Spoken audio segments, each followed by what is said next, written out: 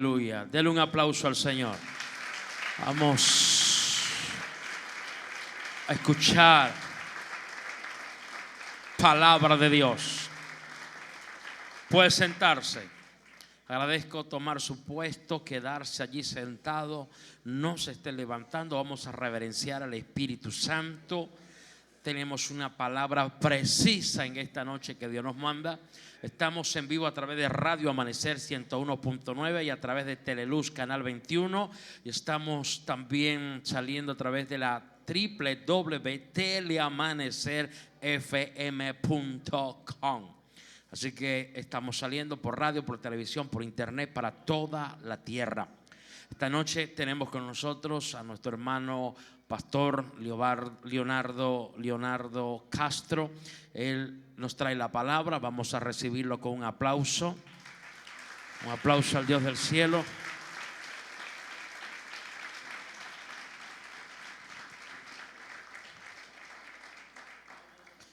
Bendiciones al Dios de la gloria. Él está aquí en medio nuestro. Él se pasea. Gloria a Dios. Hoy vamos a tocar dos temas en uno y lo vamos a ir entrelazando conforme al Espíritu nos vaya guiando.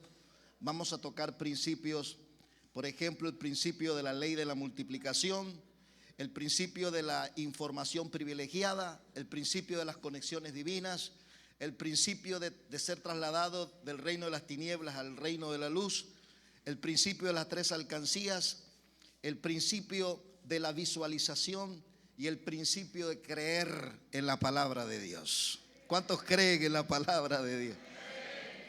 Cuando Jesús empezó su ministerio, Jesucristo fue resistido por 4 sectas religiosas que se le oponían: los fariseos, los saduceos, los celotes y los esenios. Ellos interpretaban una aparición del Mesías de una manera diferente a como el Señor la manifestó. Y ellos rechazaban y se resistían y bueno. Pero Jesús a los discípulos no le hablaba en forma de parábolas, sino que les declaraba abiertamente los principios del reino. A los demás sí, por parábolas, para que viendo no pudieran entender y así no pudieran ser salvados, ya que los fariseos en una oportunidad decían que Jesús echaba fuera a los demonios por Belcebú. Entonces Jesús se indigna y les encerró el reino de los cielos el área de las parábolas. Pero cuando Jesús empieza su ministerio, Jesús ve esa sensación de rechazo. Y entonces Él hace una declaración en Lucas 4, 25, 26, 27, 28, donde dice: y muchas viudas habían en Israel en tiempo del profeta Elías, pero a ninguna de ellas fue enviado, sino a la viuda de Sarepta. Eso es lo primero que voy a tocar en esta noche. Escúcheme lo que voy a decir.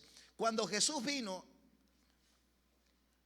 Jesucristo entendía que el imperio romano estaba oprimiendo a la nación de Dios con altos impuestos que afligían y atormentaban al pueblo de Dios. Y Jesús dijo: el Espíritu del Señor está sobre mí por cuanto me ha ungido para dar buenas nuevas a los pobres, me ha enviado a sanar a los quebrantados de corazón, a pregonar libertad a los cautivos, vista a los ciegos y a pregonar el año agradable del Señor.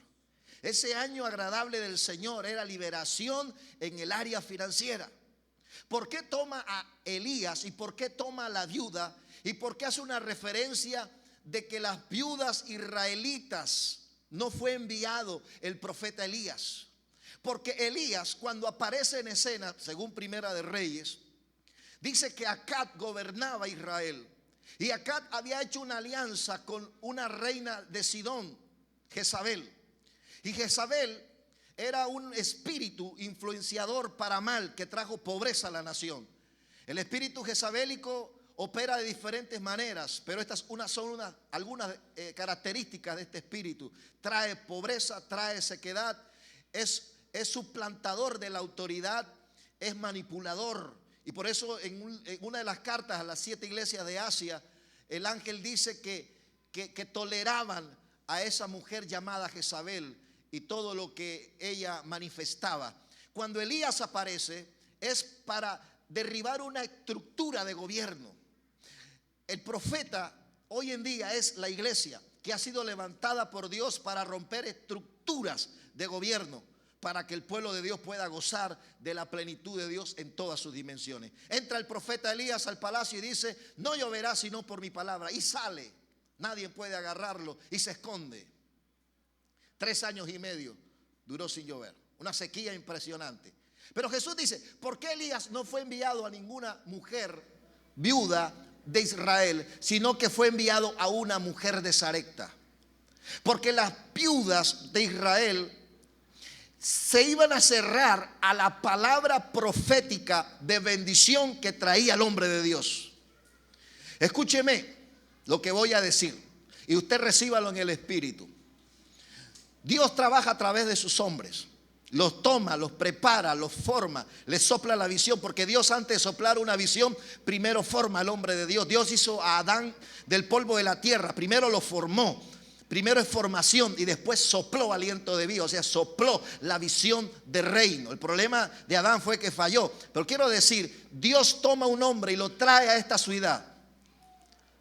Pudo haberlo Dios enviado a cualquier estado de Venezuela, pero Dios lo trajo aquí a este lugar. Y lo trajo con una palabra de reino. Porque Dios sabía que, al igual que la viuda de Sarepta, había una mujer o una iglesia receptiva al mensaje de Dios que iba a traer bendición y prosperidad. Vamos, ¿cuántos dicen gloria a Dios?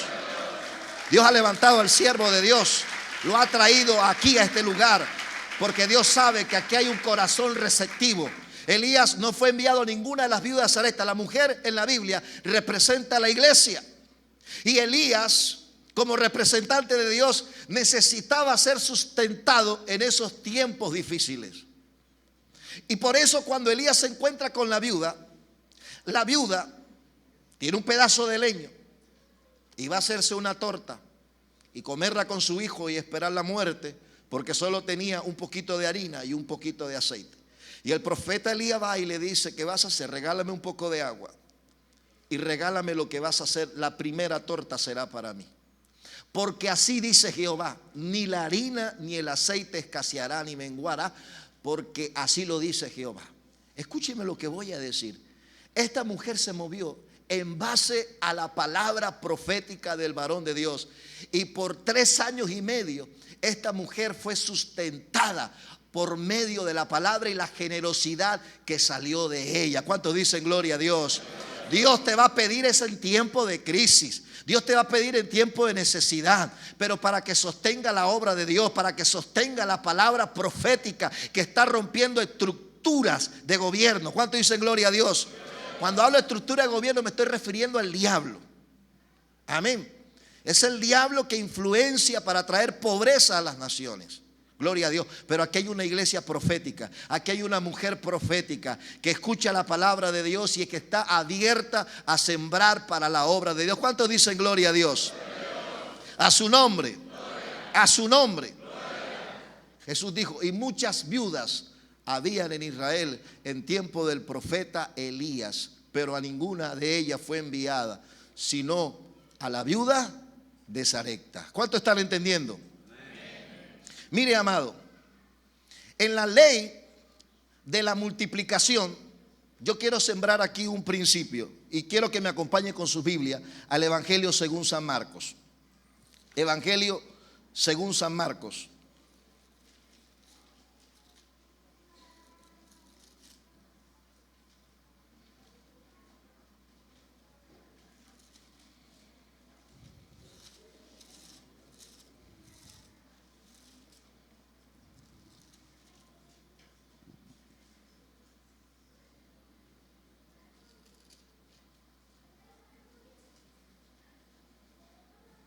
¿Cuántos lo tienen?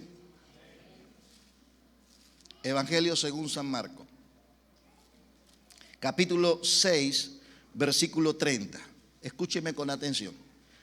Entonces los apóstoles se juntaron. Estamos en la ley de la multiplicación. ¿En la ley de qué? Entonces los apóstoles se juntaron con Jesús y le contaron todo lo que habían hecho y lo que habían enseñado.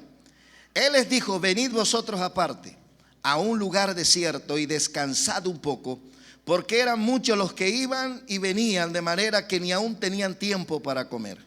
Y se fueron solos en una barca a un lugar desierto. Pero muchos los vieron ir y le reconocieron, y muchos fueron allá a pie desde las ciudades y llegaron antes que ellos y se juntaron a él. Y salió Jesús y vio una gran multitud y tuvo compasión de ellos, porque eran como ovejas que no tenían pastor, y comenzó a enseñarles muchas cosas. Cuando ya era muy avanzada la hora, sus discípulos se acercaron a él diciendo: el lugar es desierto y la hora ya muy avanzada. Despídelos para que vayan a los campos y aldeas de alrededor y compren pan, pues no tienen que comer. Respondiendo él les dijo: dale vosotros de comer. Ellos le dijeron que vayamos y compremos pan por 200 denarios y les demos de comer. Él les dijo: ¿cuántos panes tenéis? Id y vedlo y sabedlo. Y dijeron: 5 y 2 peces. Y les mandó que hiciesen recostar a todos los por grupos sobre la hierba verde. Y se recostaron por grupos de 100 en 100 y de 50 en 50. Entonces tomó los 5 panes y los 2 peces, y levantando los ojos al cielo bendijo y partió los panes y dio a sus discípulos para que los pusiesen delante, y repartió los 2 peces entre todos, y comieron todo y se saciaron, y recogieron de los pedazos 12 cestas llenas, y de lo que sobró de los peces, y los que comieron eran 5,000 hombres. Aquí hay un principio, la ley de la multiplicación. Diga conmigo: la ley de la multiplicación. Y esto lo vamos a aplicar en todas las áreas: en lo espiritual, en lo empresarial, en lo familiar, en lo personal. Número 1, Jesús entendía que los discípulos estaban cansados emocionalmente también, porque reciben la noticia de la muerte de Juan el Bautista. Y Jesús toma a ese grupo y los lleva a un lugar aparte. Dice: a descansar. No es el descanso que usted compra un par de tiquetes para irse con su esposa a Aruba o a Islas Margaritas. Porque si usted tiene asuntos pendientes y deuda, usted no va a descansar allá. Usted está allá en cuerpo, pero su mente está aquí: cómo yo pago, cómo yo hago esto y cómo yo hago lo otro. Es un descanso con Jesús. Diga conmigo: un descanso con Jesús. Quizás ahora tú estás solo, pero como empresario mañana tú trabajarás en equipo y tendrás gente al servicio tuyo. Y es muy importante que como líder empresarial o como hombre de Dios, usted saque un tiempo con su gente. Jesús tomó a grupos pequeños para alimentar grandes multitudes. Jesús entendió que la única manera de perpetuar su visión y su proyecto de vida era metiéndose dentro de ellos a través de un discipulado, impartiéndole de su ADN. Escúcheme, las multitudes van por una necesidad, el pan. Pero hoy dicen: Jesús es el Hijo de Dios, pero mañana están diciendo: crucifíquenle. Por eso nosotros tenemos que formar gente, sembrándole la visión que Dios nos ha dado a cada uno de nosotros, en el campo ministerial, en el campo empresarial o en el campo familiar. ¿Podrán 2 estar juntos sin estar de acuerdo? Es mejor 2 que 1, porque si el uno cae, el otro le levanta. Miren, hace unos años atrás en Colombia, cuando Álvaro Uribe Vélez se entregó a las elecciones para participar como candidato presidencial, él ocupaba la 4ª casilla en las encuestas. Pero él hizo algo muy importante que yo rescato porque es un principio de reino. Él tomó a cada líder, a cada coordinador de departamento, a los 32 líderes de cada uno de los departamentos, y se lo llevó a un lugar, se encerró con ellos una semana, les sembró su visión acerca de cómo él quería gobernar a la nación, y esa visión le impartió en una semana en sus líderes inmediatos. Cada uno de sus líderes se fueron a su departamento correspondiente y ellos a su vez llamaron a otros líderes y sembraron la visión. Uno de ellos le hacen una entrevista y dice: nos hemos enamorado de la visión del doctor Álvaro Uribe Vélez. Él ha sabido introducirle en nuestro espíritu, nos hemos enamorado de ello y trabajaremos en pos de esa visión. Mire, amado, ese es un principio de reino. Jesús toma a los 12 y se va a un lugar aparte. Y sabes, en ese lugar Jesús lo primero que quería enseñarle era el descanso. Diga conmigo: el descanso. Es un descanso con Jesús. Dice, mis pasos dejo, mis pasos doy, no como lo da el mundo, solo como lo da Cristo Jesús. Pero no es el descanso, no es la paz por la ausencia de los problemas, porque siempre tendremos problemas. Es esa paz que sobrepasa todo entendimiento, como dice Pablo en Filipenses, cuando dice que haya pues en vosotros este sentir como también lo hubo en Cristo Jesús. Y dice también que por nada estemos afanosos, sino que sean conocidas todas nuestras peticiones en oración y en acción de gracia, y la paz de Dios, que sobrepasa todo entendimiento, guardará nuestros corazones y nuestros pensamientos en Cristo Jesús. Lo primero es el descanso. Lo segundo es la ley de la respuesta. Diga conmigo, la ley de la respuesta. Mire, yo cuando estoy en mi iglesia, yo le digo a los líderes, no me traiga un problema si no viene con la respuesta. No me traiga un problema si no viene con la respuesta de ese problema. La ley de la respuesta. Hablábamos de que si tenemos palabra y capacidad de respuesta. Jesús dice que llegó al otro lugar y la gente divisó a Jesús y toda la multitud se va. Jesús predica un mensaje y uno de ellos entiende que la gente necesita pan, necesita alimento, necesita comida. Y le dicen al maestro, despídelo, Señor, para que vayan y compren pan porque están con hambre. Y Jesús dice, dele vosotros de comer. Uno de ellos dice que le demos de comer. 200 denarios no alcanza. Escúcheme, hay dos escuelas, la de Felipe y la de Andrés. Felipe tiene una respuesta negativa, pero Andrés tiene una respuesta. Es la ley de la respuesta. Siempre habrá una respuesta a cada necesidad. Diga conmigo, siempre habrá una respuesta a cada necesidad. Los problemas son para superarlos. Los problemas no es para que tú abortes un proyecto de vida. No es para que retrocedas, no es para que te desanimes, no es para que te quiebres en dos. Los problemas son, ¿sabes? Son piedras para escalar y llegar al propósito que Dios ha puesto por delante. Jesús le dice, dele vosotros de comer. Y se acerca Andrés con un niño que tiene 5 panes y 2 peces. Y está sembrando algo pequeño, porque no es lo mucho ni lo poco, sino lo que tú tienes, ponérselo a Dios. El don, el talento, el negocio que tú tienes, pónselo a Dios. ¿Quién iba a pensar que una vara seca iba a sacar a un pueblo que estaba esclavo en Egipto? ¿Quién iba a pensar que una piedra tumbaría a un gigante terrible como Goliat? ¿Quién iba a imaginarse? No es lo mucho ni lo poco, sino lo que tú tienes, ponérselo en las manos de Dios. Andrés toma al niño y lo lleva a Jesús con 5 panes y 2 peces. Lo segundo es la ley de la respuesta. Diga, ley de la respuesta. Elimine de su lenguaje, no puedo, no tengo, es imposible. Porque con Cristo todo se puede. Todo lo podemos en Cristo que nos fortalece. ¿Cuántos lo creen? Vamos, denle un fuerte aplauso a Jesús.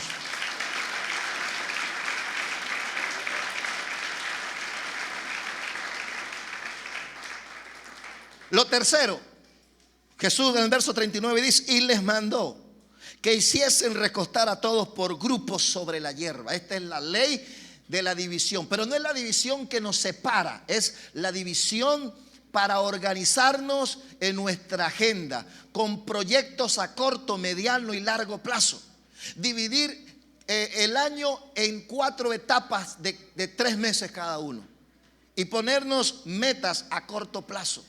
Escúcheme, cuando uno hace metas a corto plazo alcanzable, eso va a generar una expectación tanto en ti como en tu grupo de ayuda o tu equipo colaborador.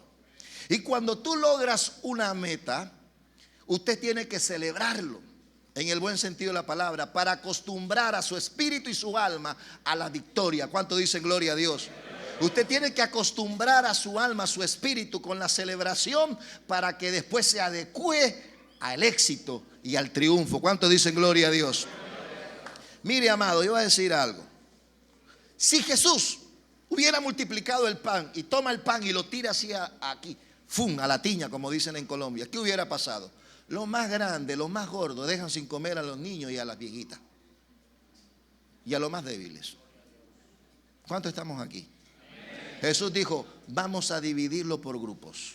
Grupos de 100, grupos de 50, grupos de 10, grupos de 5. ¿Me están entendiendo? Amados, tenemos que dividir nuestro año en 4 periodos de 3 meses y trazarnos metas a corto, mediano y largo plazo. ¿Están entendiendo?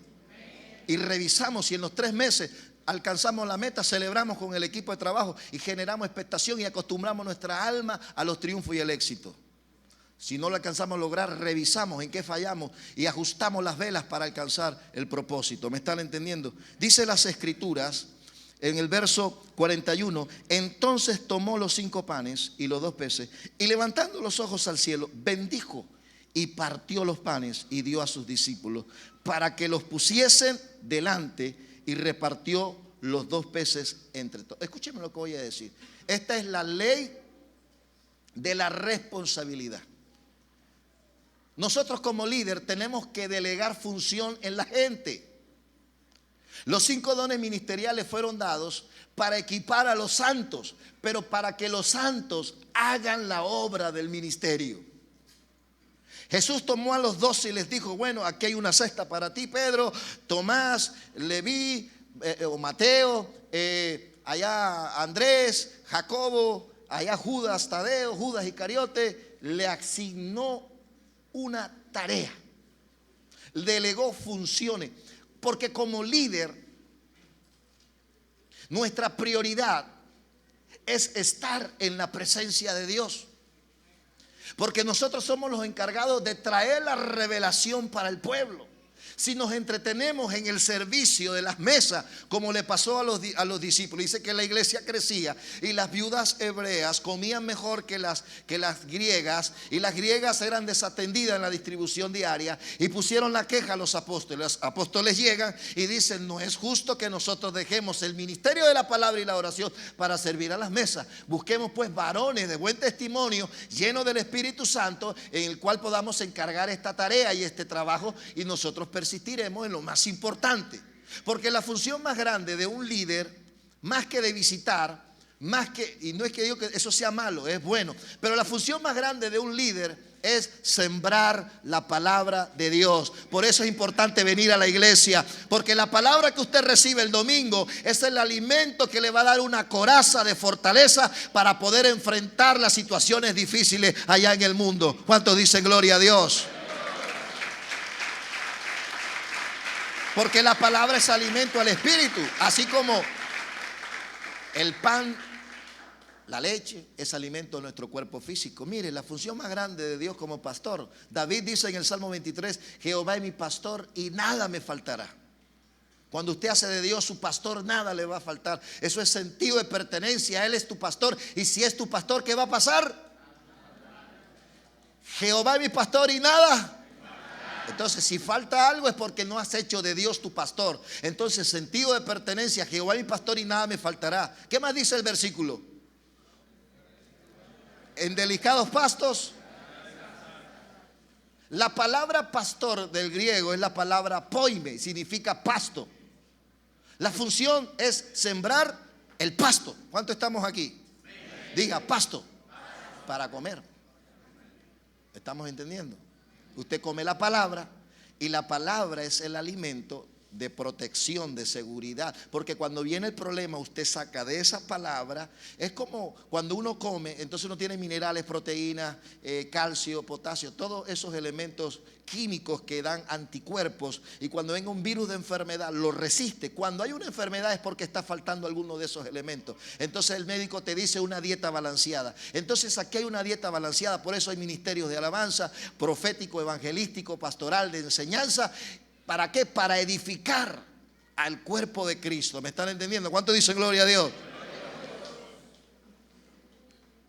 Tomó los 5 panes y los 2 peces y los repartió entre ellos, y ellos comenzaron a alimentar. ¿Para qué? Para que el crecimiento sea uniforme, para que el crecimiento sea parejo. ¿Cuántos dicen gloria a Dios? Esa es la idea, la unidad que nos da crecimiento, amados. Luego viene la ley de la supervisión. Diga, la ley de la supervisión. Verso 42. Y comieron todos y se saciaron, y recogieron de los pedazos, ¿cuántas cestas? 12 cestas llenas, y de lo que sobró de los peces. Y los que comieron eran como 5,000 hombres. Mire, amados, después viene la supervisión. En este grupo, ¿quién faltó por comer? Aquel quedó sin comer. Por favor, traigan otras. Y acá, bueno, bien. ¿Y cuánto sobró? Sobró esto, sobró aquello, sobró aquello. Un niño siembra 5 panes y se devuelve con 12 cestas. Porque sembrar en la obra de Dios en medio de la necesidad, Dios después te recompensa bien. ¿Cuántos dicen gloria a Dios? Vamos, denle un fuerte aplauso a Jesús. Esa es la ley de la multiplicación. Vamos a mirar la unidad que da crecimiento. Diga, unidad que da crecimiento. Vamos, yo estoy soltando principios acá. Libro de Génesis, capítulo 10. ¿Cuántos están conmigo aquí en la lectura? Versículo 8. Y Cus 10:8 engendró a Nimrod, quien llegó a ser el primer poderoso en la tierra. Óigame, yo dije, ¿por qué Nimrod fue el primer poderoso en la tierra si el primer hombre que Dios creó fue Adán? Es que Adán no conoció el principio de Dios.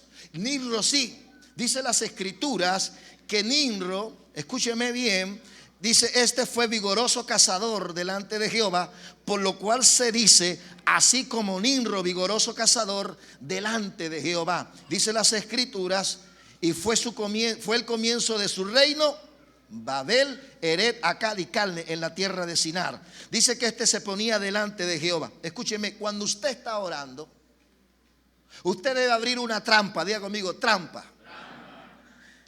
Porque a veces hacemos de la oración un monólogo. Hablamos y hablamos y hablamos y nos levantamos de ahí y no esperamos a que Él responda el diálogo.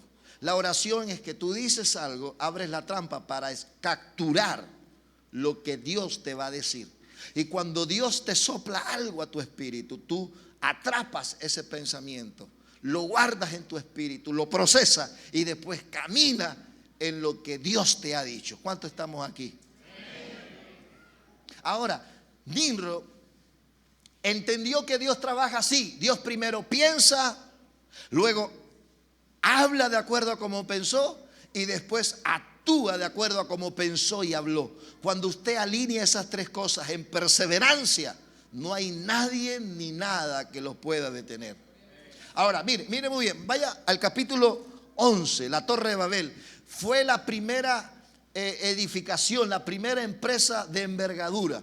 Nimrod tomó al liderazgo y le sembró el principio del reino de Dios. Se lo sembró en su espíritu, se lo sembró en su alma. Todos trabajaban en pos de una visión. Escúchenme, yo soy conferencista no solamente a nivel eclesiástico.